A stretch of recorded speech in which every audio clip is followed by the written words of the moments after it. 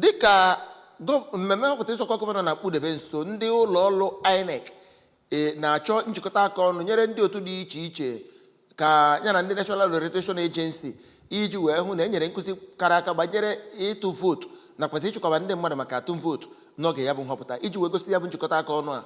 Direktọ NOA Lanre Isa Onilo du ndị otu ha wee gaa n'isi ụlọ ọrụ INEC bụ nke dị n'Abuja. Onye nta akụkọ anyị n'Abuja bụ Princess Ekwuya-Jide wetara anyị akụkọ a.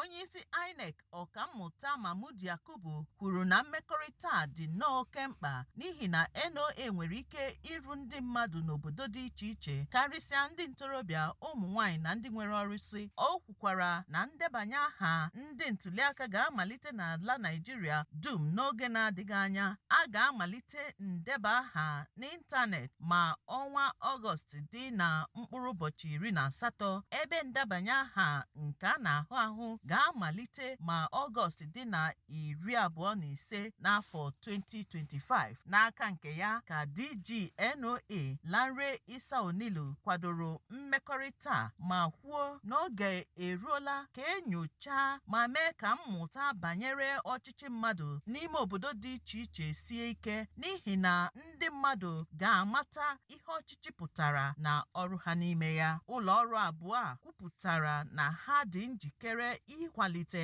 imekọrịta ka ntuliaka dị mma, doo anya ma na-eju afọ. Site na Abuja, Princess Ekwuya-Jide, akụkọ ụwa ABS.